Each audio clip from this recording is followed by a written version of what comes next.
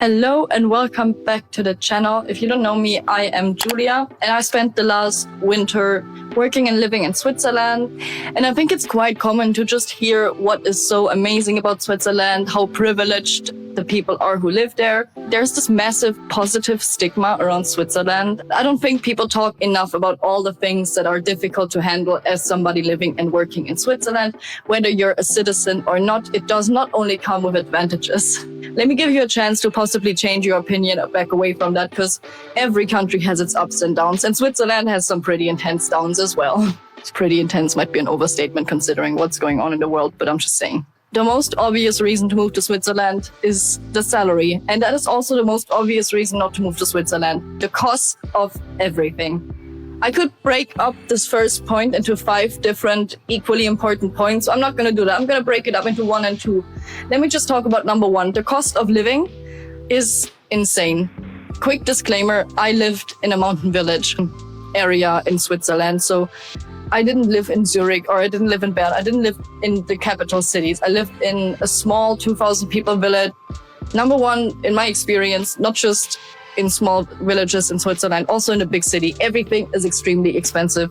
The worst probably being rent, as Zurich and Bern are going through the same problem as Berlin. Young people just want to move to the big city. They want to study there. There's not enough small housing and the prices are insane. For a 1-bedroom apartment, you can definitely prepare to pay more than 1,000 francs, and that's also more than 1,100 euros. Like it's pretty bad. The same room you would get in a city like my hometown in Germany, 50,000 people, you would probably pay 400, 500 euros. For the same thing, you would pay 1,200, 1,500 for in Switzerland. Consider it. Okay, your salary is double, but is your rent also double? Are your groceries also double? They most likely are double the price. You know, like 500 grams of chicken, it's just the prices are not the same. You do pay 8 francs to 9 francs. And even though you earn more, again, you also pay more rent, yada, yada, yada. Like your money goes places. I can put up a few examples of like comparisons of supermarket prices in Germany versus Switzerland. It's pretty dramatic. Here's the thing, people are going to tell you, oh, but Switzerland also has Aldi, it also has Lidl. Not everywhere. Number 1, not everywhere. If you're that privileged, the prices might just be 20 to 25% more expensive than in Germany.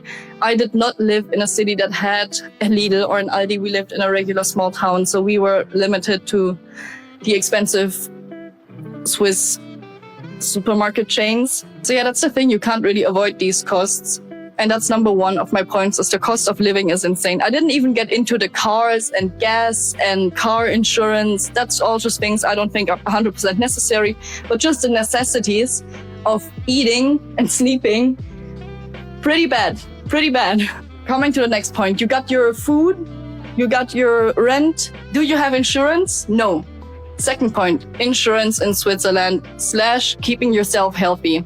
First things first, there's no public health insurance, which the insurance in Switzerland is private. It's mandatory, so you can't live without insurance.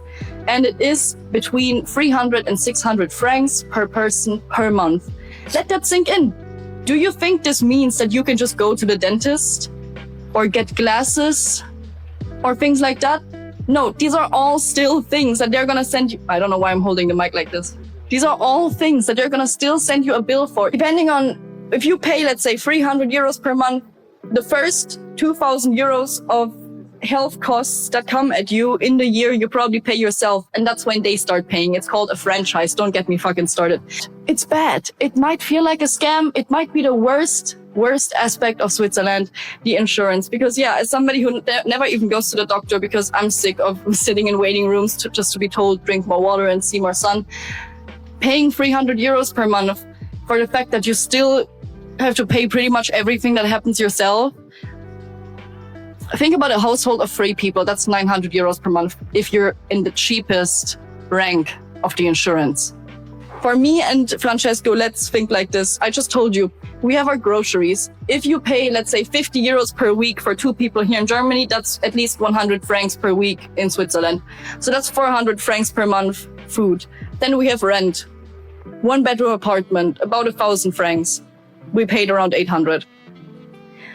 And then next, you got insurance for just 2 people, 600. Fucking look at that already. And we haven't even eaten out yet. We haven't gone out yet. We haven't done anything fun yet. And we don't have a car. it only goes upwards from here. Which brings me to number 3. So you've done all that, you've paid all your shit, and now you want to go out.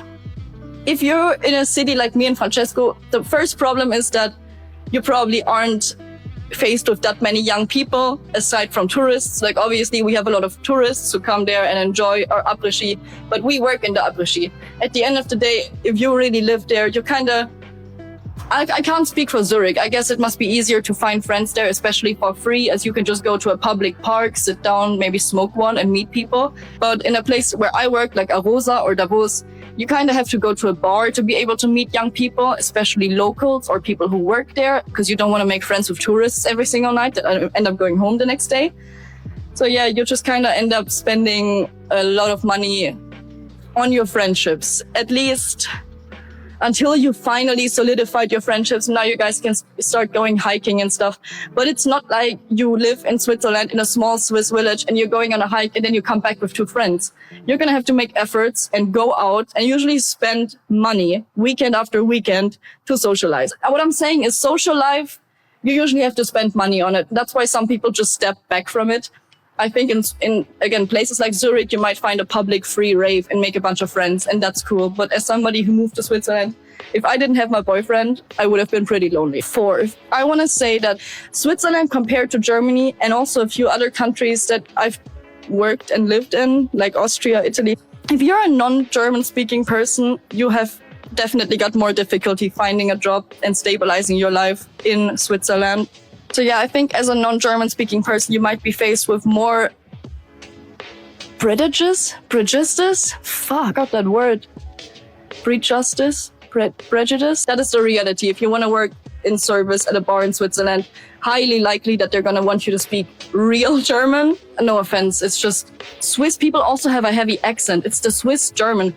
Even if you speak German like me, I struggle to understand Swiss German sometimes. So last but not least, the 5th point is kind of wishy-washy, but I just want to say there's a pressure to be perfect in Switzerland. And I don't know how to even describe perfect in this sense, but like, I come from Germany, so I'm already used to this way of life. I'm already used to like this pressure to be conformed, to be quiet, to be unnoticeable, to be part of the crowd and just don't be noticeable. And that's kind of a thing in Switzerland.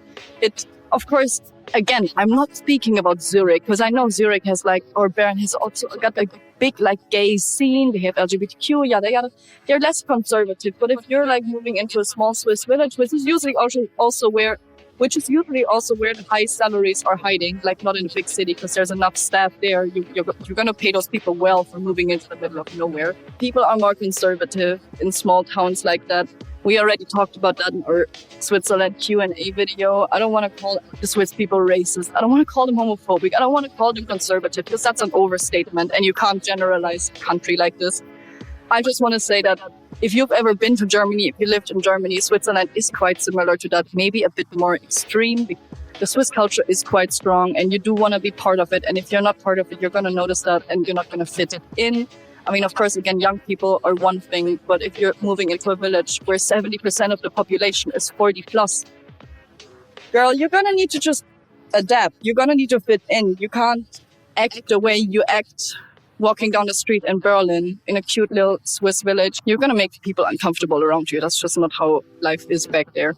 People don't try to outshine each other. People don't try to undermine each other. And you're not supposed to do that either. You're supposed to be quiet and mind your business and be friendly and be respectful and be polite. That's my opinion on Switzerland. Overall, you must say not too bad, but I think the first 3 points are pretty much summing up the worst of Switzerland. Of course, you can save a lot of money in Switzerland, living there or not permanently living there. I'm just saying it's not the dream that some people online make it out to be. In a 10-second reel, it's just about convincing you that your country sucks and Switzerland is better. It's not that simple. Honestly, that's pretty much all I got to say. I do love Switzerland. I'm thinking about one day going back there. I want to see Liechtenstein too. I want to work there too. Anyways, I hope I was able to educate you a little bit. At the end of the day, that was my goal, because right now I'm not in Switzerland and I'm not going to go to Switzerland for a while. These 5 reasons pretty much sum up why. Thank you for watching. I hope I could genuinely help you form an opinion based on what I told you. I guess that's a sign the video is over. Thank you for watching. Bye.